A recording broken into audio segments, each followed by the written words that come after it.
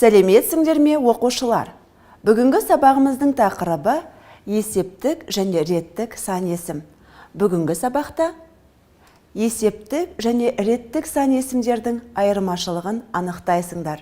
Мәтін мазмұны бойынша пікір білдіруге бағытталған сұрақтар құрастырып, оларға жауап бересіңдер. Балалар, суретте кім бейнеленген? Дұрыс айтасыңдар. Қазақтың ұлы ағартушы педагогі Ыбырай Алтынсарин. Ендеше қазіргі оқитын мәтініміз Ыбырай Алтынсариннің «Таза бұлақ» әңгімесі. Мұқият тыңдаңдар. Бір бұлақтың басында 3 жолаушы бір-біріне кез болыпты. Бұлақ бір тастақ жерден шығып жатыр екен.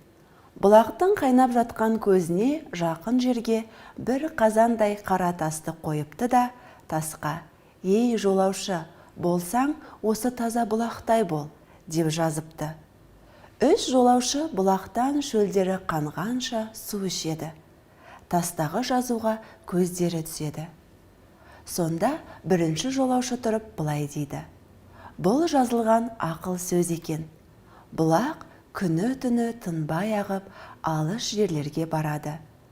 Бара-бара кеңейіп үлкейеді.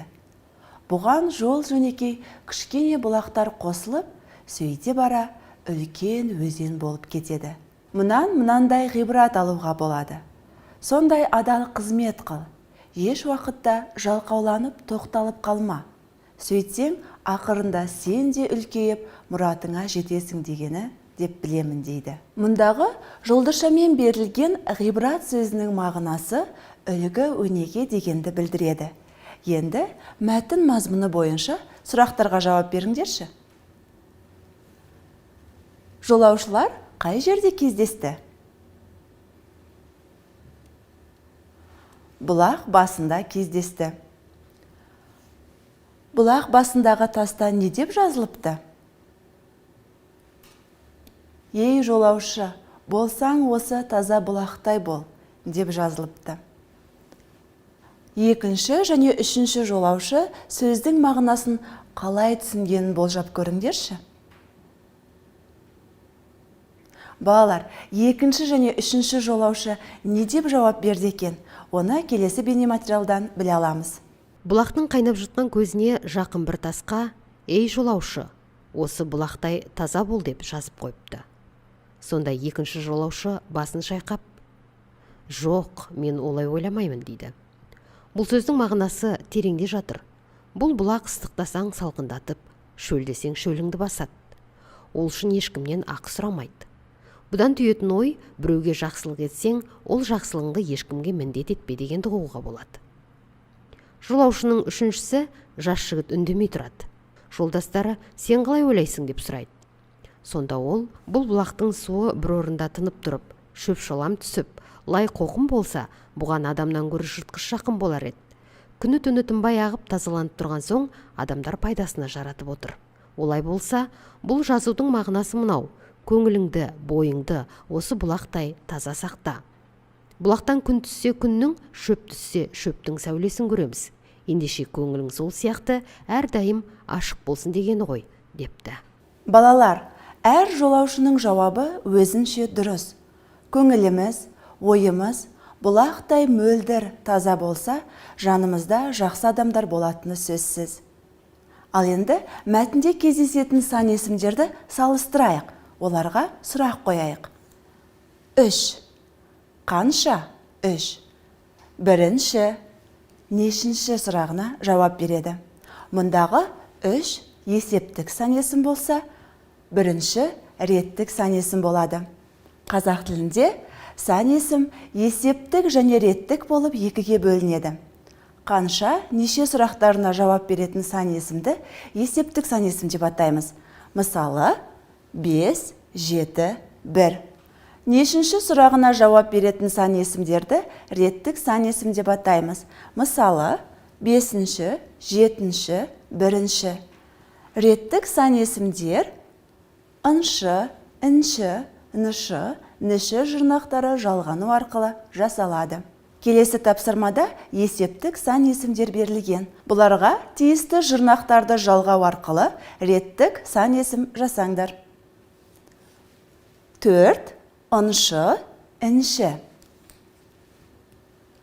4.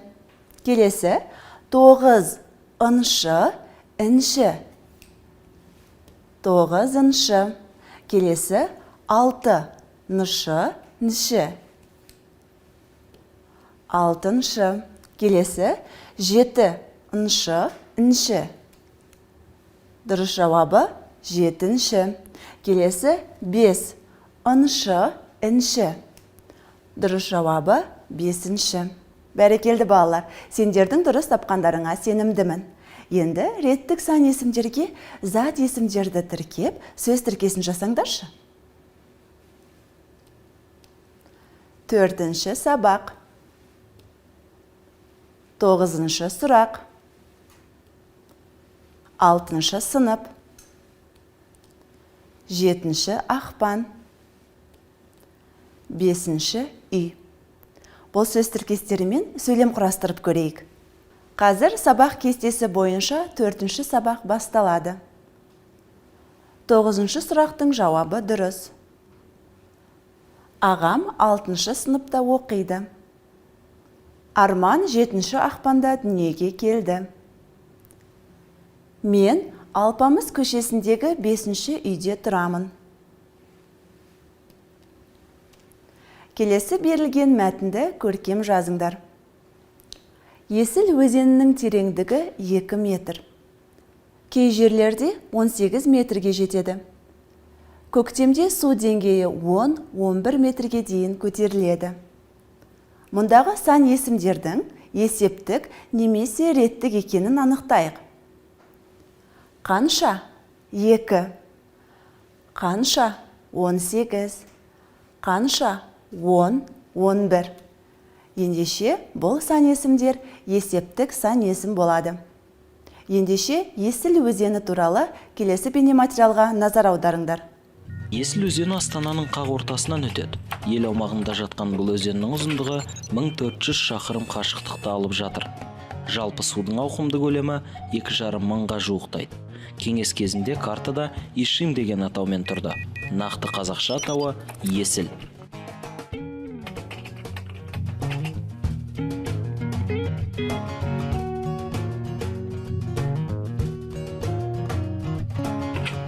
Өзен атауы ертеден бастау алады. Ғалымдардың айтуынша көне түркі тілінде Ешил деген сөз бар. Уақыт ағынымен ол сөз Есіл, кейін бұрмаланып Ишим болып кетті. Ешил сөзі көкшіл түс дегенді білдіреді. Ұқсастықты қараңыз. Астанадағы бұл өзеннің атауымен еліміздің көк байрағының түсі ұқсас болып шықты.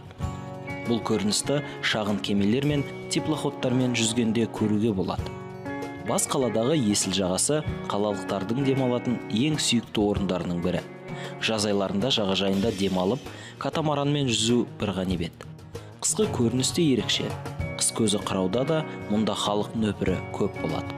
Шаңғы, сырғанақ және мұзды айдын көрінісі тамаша болады. Бейнематериалдағы ақпарат сендерге пайдалы болды деп ойлаймын. Сабағымызды ары қарай жалғастырамыз. Ол үшін мұндағы берілген реттік сан есімдерін сөз құрамына талдайық. 1. Түбірі 1. Інші жұрнақ. 2. Түбірі 2. Нші жұрнақ. Келесі 5. Түбірі 5. Інші жұрнақ. 9. Түбірі 9. Înşi jırnaq. 6. Түбірі 6. Înşi jırnaq. 7. Түбірі 7. Înşi jırnaq. 30. Түбірі 30. Înşi jırnaq. 50. Түбірі 50. Înşi jırnaq. 3. Түбірі 3. Інші жұрнақ. Балалар, мұндағы жұрнақтардың қалай жалғанғанына назар аударыңдаршы. Дауысты дыбыстарға аяқталған сан есімдерге ыншы, інші жұрнақтары жалғанса, дауыссыз дыбыстарға аяқталған сан есімдерге ыншы, інші жұрнақтары жалғанады. Сабағымызды қорытындылайық. Бүгінгі сабақта есептік және реттік сан есімдердің айырмашылығын анықтадыңдар. Мәтін мазмұны бойынша пікір білдіруге бағытталған сұрақтар құрастырып, оларға жауап бердіңдер. Сабағымыз аяқталды. Сау болыңдар.